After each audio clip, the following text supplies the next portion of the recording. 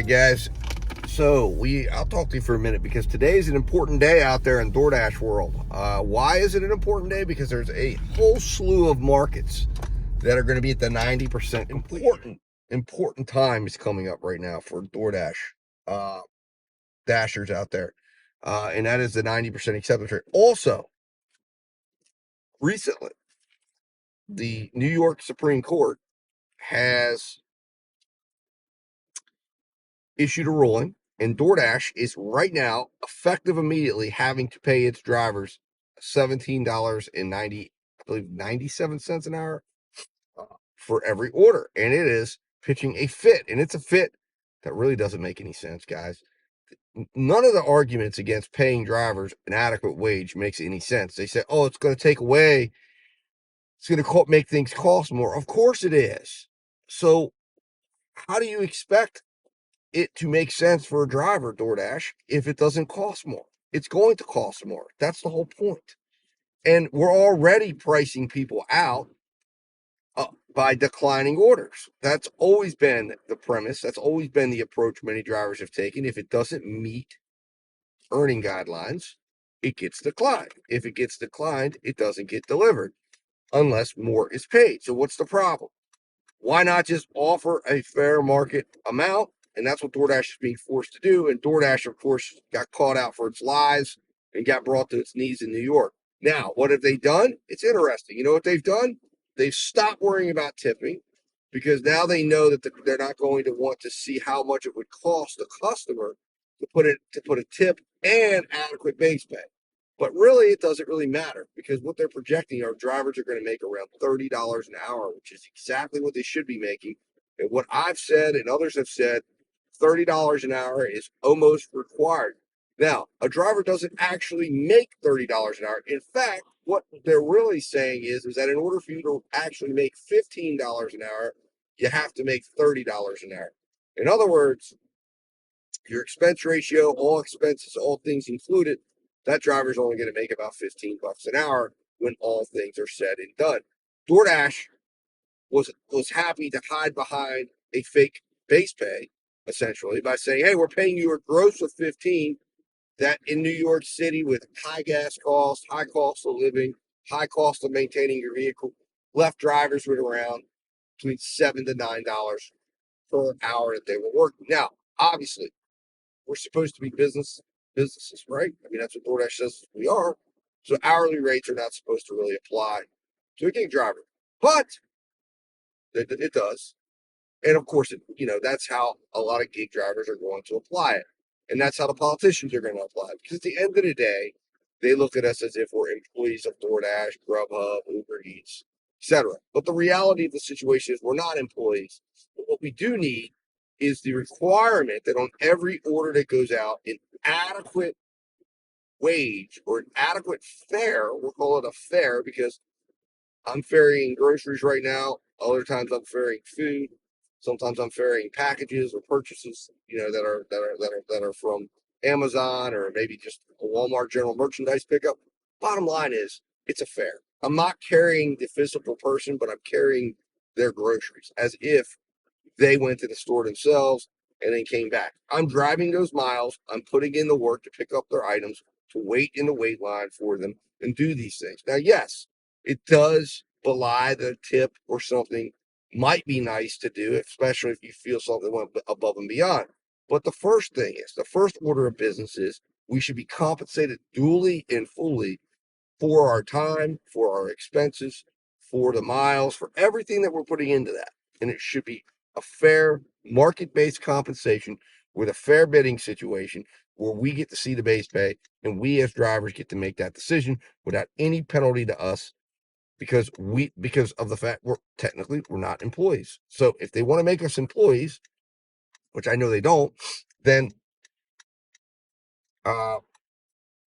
obviously they can pay us wages, they can take care of our car expenses, they can adequately make sure that all expenses related to our vehicles are completely reimbursed. And that's not what they want. They want us to manage that. They want us to manage the orders we take, the time we work, the maintenance on our car. They want that to be our responsibility. So as a result, we need to be able to judge and adequately judge the actual cost of what it takes for us to do an order. So New York, this is the first domino to fall. This is the first situation where you're going to see these apps have to totally revamp things. And guess what they took away? The bullshit priority order. They said, "Oh, we're gonna pull that program." So now there is no priority tipping because now they're worried that, oh wow, driver A could get way too high of an order. Way too high of an order because this driver over here is going to get paid super duper amounts of money. So now it's all evening out because now every order is going to be priced accordingly. Every order, even the the um the no tip $2 order is going to find its way at an adequate price. That price being probably at $17 an hour. If that's got to be the equivalency, you're going to be seeing those orders coming out at $6, $7, $8 a piece every single time. And then you've got tips and things that are going to be added on because people will still tip regardless of what DoorDash. But the other thing that DoorDash has done, which tells you how they feel about their dashers, really, is they've actually taken the tip. It's no longer added during the order. It's added after the order. Now, technically speaking, that's the way it should be because the driver should be only making a base pay based decision because the fare should cover all those things. So what you're seeing in New York, I think, is we're seeing the genesis of things getting to a rational, normal approach to how delivery work should be. We will see if the apps can withstand their profitability because one of the big things about, and again, this is where it's going to be interesting because right now their algorithm is programmed for exploitation. See, this is what they're upset about because it's not, they've sold the bill of goods that we have this technology that is so strong that it can actually figure out what the best driver is at the best rate and how close they are, proximity to the restaurant, et cetera, et cetera. But it's actually not programmed for that at all. It's actually programmed to figure out how do we take the driver who is the dumbest driver, who is the driver that's willing to go $3 for 12 miles. We want to identify that driver and make sure they get matched up with the offers that are going to be like that. It has nothing to do with matching a driver up who's, say, sitting out in front of a restaurant. In fact, the algorithm right now would bypass that driver if that driver had too low of an acceptance rate. So they're going to have to reconfigure the whole system. But the problem is they're going to have to reconfigure it for just one state. That's going to be a huge undertaking. That's why they're so upset. That's what all the money's going to cost. So they're going to be left with a decision. How do we reconfigure just one state and change the entire algorithm and keep it that way for just one state while at the same time keeping the rest of the country in the other states programmed to exploit the drivers and exploit the drivers that are willing to drive endless amounts of miles to go deliver these orders and make DoorDash tons of money. And they have no time whatsoever to implement this. Like normally what they would have done is said, hey, this will be done over 6 months. No, New York they're having to implement it right now or they got to shut their app down.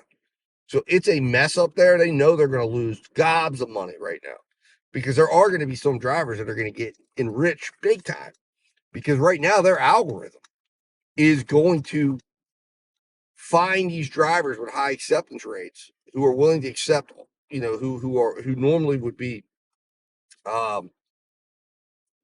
taking the $2 and $3 orders, and they're going to be rewarded big time. They're going to be rewarded like never before. So today is a big day across the board for the gig economy, and we'll see what happens there. We'll see how this plays out.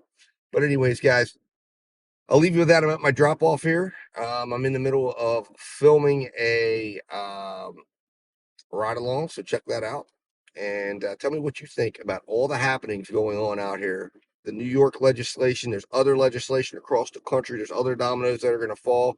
And the more states that have to adopt this, the more it's going to force DoorDash to have to totally reconfigure its algorithm and say, you know what? We got to reconfigure this thing across the board. And there's going to be more states that are going to come across and say, you know what? I want to adopt this. We're seeing how well it's working in New York and all over the place. And it's going to, one of two things is going to happen. Either DoorDash is going to go out of business. Maybe some of the detractors will be right. Or guess what? They're going to make less money. They're going to stay in business like I think they will. And we're going to see what happens. Anyways, guys, I will talk to you soon. And work smarter, not harder while you're out there, guys.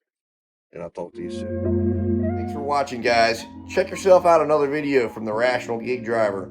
And also, if you get a chance, download your spreadsheet. They're attached. Talk to you soon.